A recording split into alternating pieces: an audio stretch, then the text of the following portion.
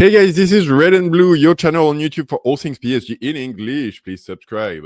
Today, day 2 of the injury crisis with the French national team, and we're getting more information coming out, both on what's happening with the players, but also on, everything that the national team squad didn't do or did poorly. And the controversy is just growing. And honestly, the more I read about it, the more I look at it, the more I think about it, the angrier I get, which, if you've seen yesterday video is a tough one. But yeah, still is happening.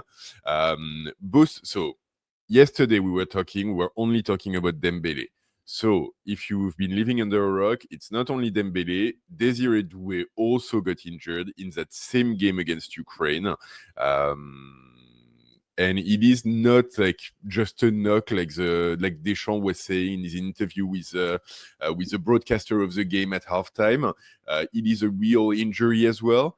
And to top it off, PSG has really been going through a Black Friday of sorts, because even our coach Luis Enrique got injured in a biking accident, and he broke, I think, part of his shoulder or something, so he's going to be undergoing surgery.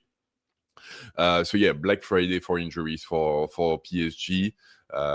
2 of our players and our coach who are facing major medical problems. And yeah, I think, ultimately, the Luis Enrique of it is annoying, but he's a coach, so he can do with even being injured. Doué, I think there's a bit of bad luck to it. There's a little bit of the player not really taking care of himself. I was actually rewatching the French team game yesterday, and I saw Doué around the 20th minute or so. You can see him touching his calf where he got injured, and you can see him really make a gesture of ooh, something's going on here. Something weird is going on. And it's the 20th minute, and he just stays on the pitch until the 45th. So, I think maybe the player didn't immediately realize that there was an injury and that was only going to get worse if he kept playing on it. Obviously, he's young. He doesn't have as much experience, both in general and with his body. And, players ultimately want to play every game, and they want to play as long as they anywhere near can. And so that's the way it goes. So I think that's, that's something that we can park with the player. Obviously, is also at the beginning of a season with very, very incomplete summer preparation work. So should he have featured in the game? I think in the case of Doué, probably yes. So this one is really a bit of bad luck, a bit of the player, a little bit of everything, and not really that much we can do about it. The one that's really frustrating is still Ousmane Dembélé, because for the life of me, honestly, I don't understand. I've been sitting on it for more than 24 hours at this point, and really I don't understand how you're at halftime of this game against Ukraine, which is our first qualifying match for the World Cup for the French team. It is the definition of low impact in my mind. Sure, Ukraine is going to be our toughest opponent in this group, and so beating them puts us in a great position to ultimately qualify. But it is the first of 6 games that we have to play, and 6 games that we have to play, 2 against Ukraine, 2 against Iceland, and 2 against Azerbaijan. So even if by some freak miracle you give up the lead that you have after halftime, because at halftime we're winning 1-0, by some freak accident Ukraine comes back, ends up winning the game, are you really gonna tell me that this French team doesn't have enough to beat them when we play them back in France, and to do better than them in the 4 games against Iceland and Azerbaijan? Honestly, it feels I don't see, looking at the first half, which we thoroughly dominated, and the Ukrainian team really couldn't do anything against us. I really don't see how you think that we're in such danger for this game, then you need to bring in a player who's not at his best physical level. That's the first thing. Second thing, you've got 2 players in your offensive group who are here for the first time. You've got both Ekitike and Akliouche. both of them can you have the perfect opportunity to bring one of them on board and give them some really like decent game time, like one full half, to see what they're made of and to see like what are their strengths and how they can play and how they combine with the others. Why don't you do that? Like, you're already ahead of a game that, like, yeah, you're not really at risk of losing, and even if you lose, we don't really care that much. And then, like, the thing that stumps me the most, and I mentioned it yesterday, is you see that one of your players from PSG is getting out on injury, and even if like you don't have a full understanding of that injury at this point, and I'm gonna think that Didier Deschamps is talking in good faith when he tells the TV channel that it's just a knock and nothing serious, and like Doué will be all right. Which actually is not exactly what he said.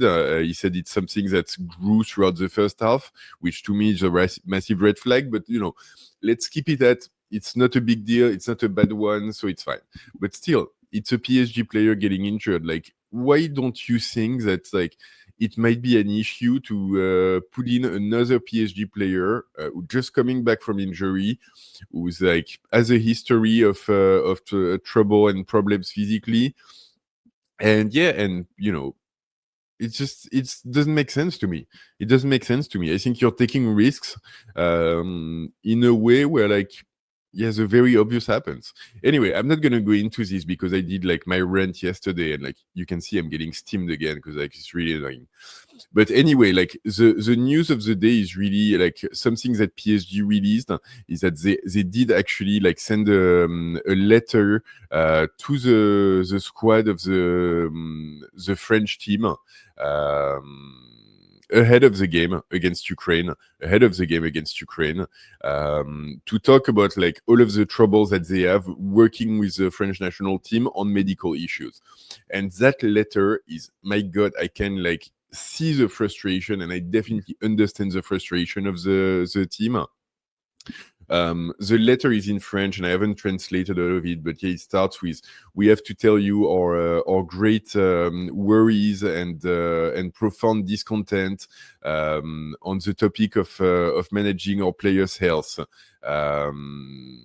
This fundamental topic must be taken with the greatest rigor and in the exclusive interest of players, because the current situation is really preoccupying."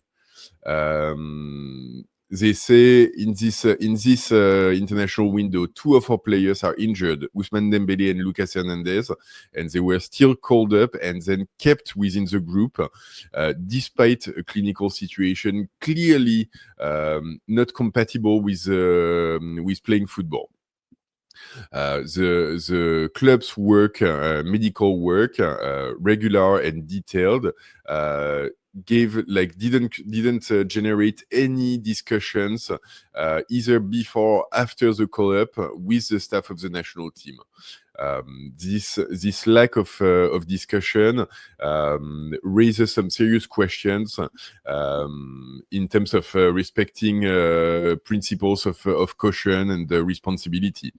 And they go on, and like there's such a history as well. They say it's unjustified risk taking, and that's it's been happening before, and they like list it at the bottom of this page, saying in June 2025, Ousmane Dembélé got injured after playing 4 days after the final of the Champions League.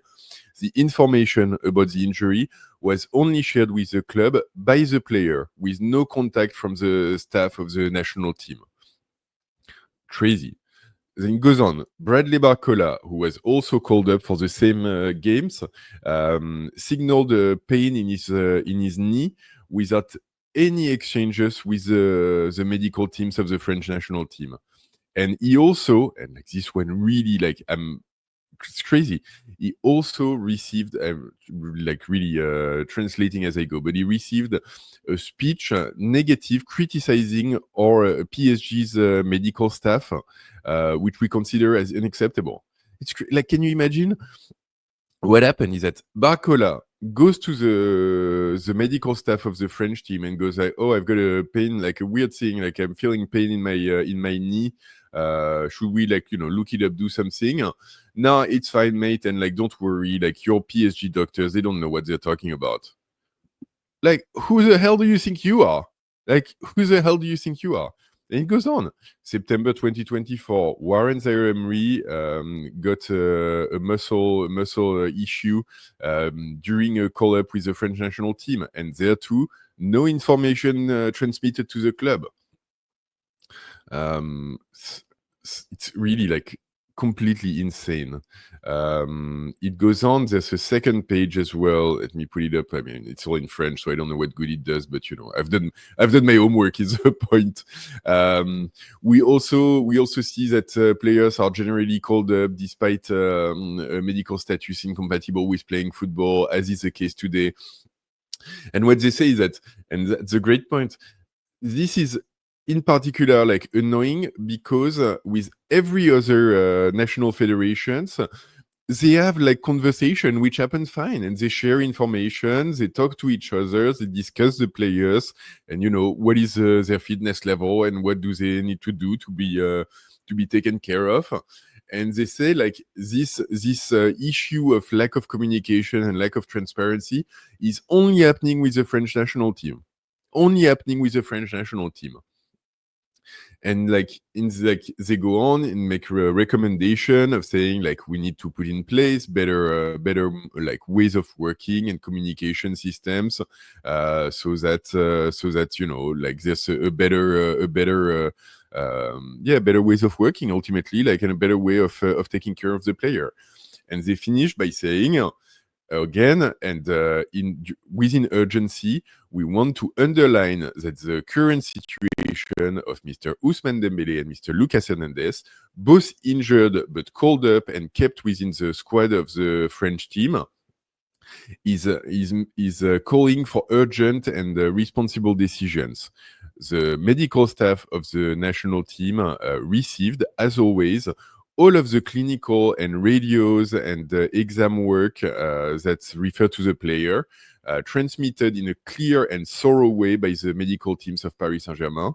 This data must, we think, conduct to a complete, thorough, and concerted re-evaluation of their status, so we can guarantee their physical integrity. That's saying, look at the damn data, you idiots, and give us back the players because they're injured and cannot play. And that letter was sent before the Ukraine game. So clearly, like, that's the smoking gun of the French national team knew. They were told, they had all of the elements on Dembélé, they had all of the information from the PSG team. They cannot hide behind the fact of, oh yeah, but like he was with us for 4 days, so like we knew better, and like he was fit and he was okay to play. It's everything is written down, and it's not only like the Dembélé case. It's a systemic breakdown of communication and of working between medical staff of the national team and the biggest club in France and for the national team. It's insane. It's insane. And it's like, it's just like, it's crazy. It's a lack of, it's a lack of respect for PSG, but it's endangering the players. It's endangering the players, which is, you know, it's crazy. It's absolutely crazy. It cannot be the way. So that's what we got. That's what we got today. We haven't.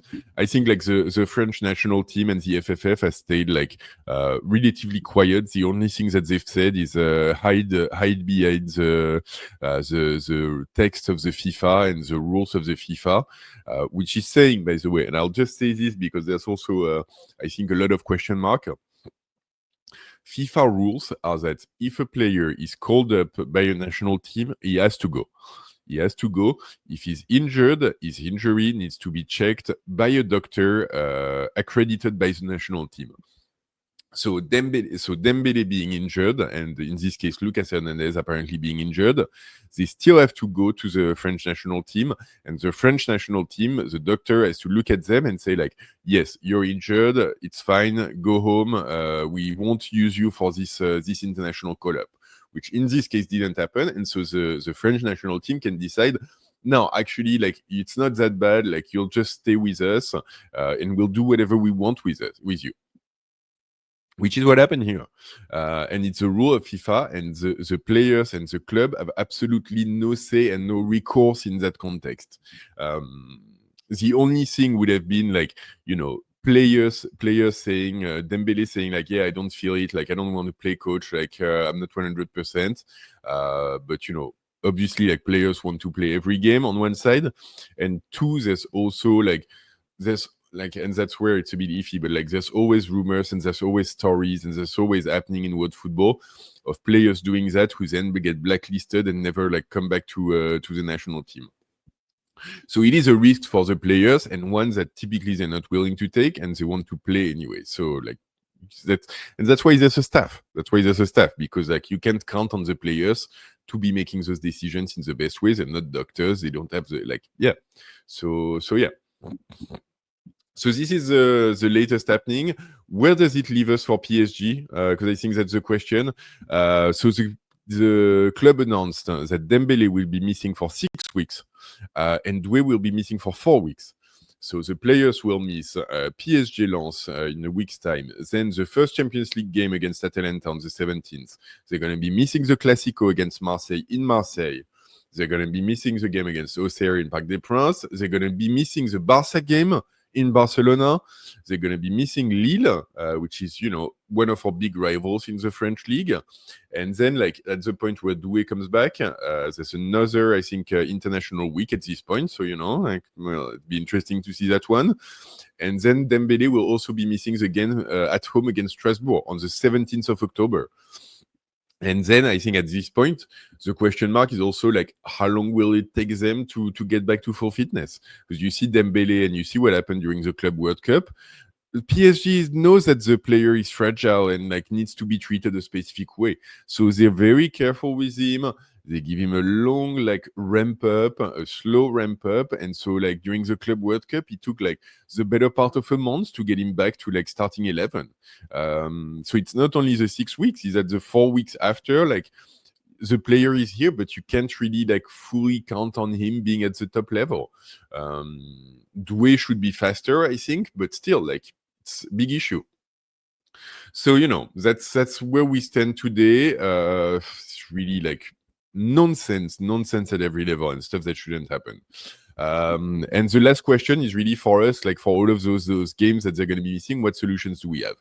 The good news, and I think because like people are also like have also been saying over the internet, like, yeah, like PSG should have recruited because it was completely foreseeable, and like PSG should just have recruited more, and it's their fault for their mercato and so on. So the good news is that in attack we actually do have a lot of strength and depth. So we could have a starting lineup, assuming no more injuries, and I'll just like knock on wood on this. We could have a starting lineup of Kvara, Gonzalo Ramos, Barcola, which honestly is good enough to take care of like pretty much every game we had on the list that I just showed, apart from the Barca game. I think it's a bit short for the Barca game, but ultimately, like, even with our full starting 11, I wasn't really like putting all of my hope on us being able to win in Barcelona. And it's a group stage match anyway. So if we lose, we lose. And it's really not the end of the world. But yeah, so we've got that. And then in terms of being able to rotate, we've got Kangin Lee, who's still there. We've got Mayulu, who's coming back from injury. And we've got Mbai. So obviously, we don't have as much potential for rotation. But we do have some great youth. We do have some talented players. I did a video about Mbai, which I invite you to check out. Maybe it's going to be his opportunity to play a little bit more on the left, which is where he's had his better performances. For Mayulu, there's been a lot of talk about him like slipping into the false ninth position. So also maybe an opportunity for him to get some more game time here. So we're not like completely with our pants down. It is an issue obviously because you're losing like arguably like your two best player or like two of your three best players for your attacking line. But yeah, it is what it is. It is football, so like we'll make do and we'll keep winning games anyway. But yeah, so this is really where we stand right now. we just have to like really, really, really hope that like no more injuries. At this point, like I really hope the national teams can be sensible and reasonable. Hakimi with Morocco, it's actually interesting. So like the national team coach for Morocco announced that Hakimi is not going to play the second game. He's going to be rested, which is great to hear, great to see. And great behavior from a national team to be able to take these sort of things into account and make the right decision. For the French national team, I hope Barcola is rested for the second game against Iceland. He's played, I think, like pretty much the full game against Ukraine, so he doesn't need to play the second one. And yeah, like let's keep our fingers crossed. Kvara as well played the full game with Georgia. I expect he's going to play the second one, but yeah, let's really like knock on wood on this one. So anyway, this is what we had today on this injury crisis and nonsense with the French national team. I'll keep you guys posted as we hear more. Hopefully, like things quiet down and yeah, no more injuries.